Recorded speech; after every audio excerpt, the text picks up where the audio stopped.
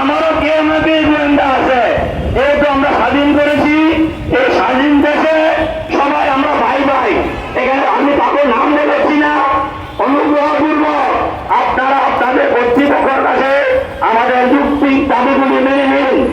অন্যথায় আগামী 7 তারিখে আমরা দরকার হলে 2 কোটি লোকের থেকে 18,520 জন শহীদ হয়ে রাস্তায়। ইনশাল্লাহ কেউ ঘুরে রাখতে পারবেন না। এই বিডিআর 8 জন 400 বিএসএফ কে প্রতিহত করে আমরা বিজয়ের পতাকা ছিনিয়ে এনেছি। শুধু তাই নয়, কুমিল্লাতে কোনো এক সময় বিজয় কুমার নামে ক্যাপ্টেন আমাদের এক লোককে গালি দিয়েছিল, বাংলাদেশে দাঁড়িয়ে ব্যাটার করেছিল। আমরা সাথে সাথে তাকে হতাহত করে বাংলাদেশে নিয়ে এসেছিলাম। পরবর্তীতে ওরা অনেক অরুণের বিনয় যারা খাওয়া বাচ্চারা করে নিয়েছেন। আমি দীর্ঘ 29 বছর 1 মাস 25 দিন চাকরি করেছি। যতদিন সীমান্ত গিয়েছি, ভারতের বিএসএফ 300 গজ ভিতরে যে চলাফেরা করত। ওদের পাকা রাস্তা আছে, ওই পাকা রাস্তা ব্যবহার করা সহজ পায় নাই। এখন যখন বাংলাদেশ হয়েছে, বাংলাদেশকে পিছনে ফলানো হয়েছে, এখন ওরা কাটাতারে এই পাশায় রাস্তা দিয়ে ব্যবহার করে। যদি এই বাংলাদেশ সাইকেলের নাম পিছনে ফেলানো হয়, আগামী একদিন এই গুজরাটে সরকার 29টা প্রদেশ ইন্ডিয়াতে আছে, এটা আরেকটা প্রদেশ হিসাবে নিয়ে নেবে যদি আমাদেরকে সুস্থ বিচারের মাধ্যমে সমাধান না দেন। কারণ আল্লাহ তাআলা বলেছেন 3 ব্যক্তির দোয়া সরাসরি কবুল হয়। প্রথম ব্যক্তির মা বাবা, আমাদের জন্য মা বাবা দোয়া করছে, অবশ্যই কবুল হবে।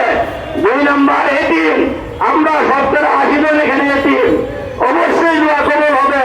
3 নম্বর মজলুম, আমার 520 জন লোক, 100 মজলুম। কেউ মনে করবেন না যদি কোরআন সত্য হয়, আমাদের অধিকার আল্লাহর তরফ থেকে আসবে। আল্লাহ তাআলা বলেছেন যে তোমরা রজ্জুকে সত্যভাবে ধরে রাখো। আমরা যে কোরআনের আয়াতকে ধরে রেখে এখানে সমবেত হয়েছি।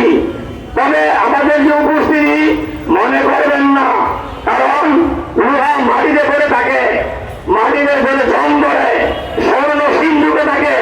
এখানে যে কোনো লোক আছে স্বর্ণের থেকে উনি হীরা জহরতের মধ্যে এটা মনে করবেন। অতএব আমাদের হীরা জহরত সিন্ধুকে রাখতে হয়, আমাদেরকে সিন্ধুকে রাখার ব্যবস্থা করেন। অন্যথায় এই 24শে জুলাই যেরকম আন্দোলন হয়েছিল, ঠিক এরকম একটা আন্দোলন আমরা ইনশাল্লাহ করব। তবে আমরা কোন বাহিনীর বিরুদ্ধে যুদ্ধ করবো না। আমরা অস্ত্র নাই, আমাদের মনে সবচেয়ে বড় অস্ত্র। আল্লাহ বলেছেন তোমরা স্বাধীনতার জন্য যুদ্ধ করো, সীমান্ত পাহারা যাও। আমাদেরকে পিছনে ফেলা হয়েছে, আমাদেরকে জুলুম করা হয়েছে। শত শত লোক ফাঁসির আসামি, হাজার হাজার মামলা, গায়েবী মামলা সব খারাপ হয়ে গেছে। অত্যন্ত দুঃখের বিষয়, এমনও লোক আছে কিছুই জানে না, পিলখানার 5টা গেট চিনে না, তোকে যাবজ্জীবন সাজা দেওয়া হয়েছে। তাহলে যে বিচারপতি তাফাজ্জুল ইসলাম সাহেব ছিলেন, আব্দুল কাদের আকন্দ সাহেব ছিলেন, মুশাররফুল কাদের ছিলেন, সাথে তাপস নানক সেলিম সহ যারা এ ষড়যন্ত্র করেছেন, পৃথিবীর ইতিহাসে 24 ঘন্টা ফাঁসিয়ে বেড়াতে হচ্ছে। কে ষড়যন্ত্র করেছে? হোটেল ইম্পিরিয়ালে 22 জন লোক পত্রিকা আসছিল, ক্যাপ্টেন শাহনাজ বলেছে যে সিলিংটা আমি 27 তারিখে পিলখানা পেয়েছিলাম, ওই সিলিংয়ে কি টাইগার লেখা ছিল। কি টাইগার কি বাংলাদেশ রাইফেলস অস্ত্র না ইন্ডিয়ার অস্ত্র, তামিল টাইগার?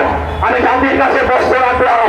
কাশ্মীরা গোয়েন্দা সংস্থার লোকেরা অবশ্যই এই জিনিসগুলি প্রকাশ করবেন, অন্যথায় রুশ কিয়ামতের দিন আল্লাহর দরবারে আমি দাঁড়িয়ে যাবো।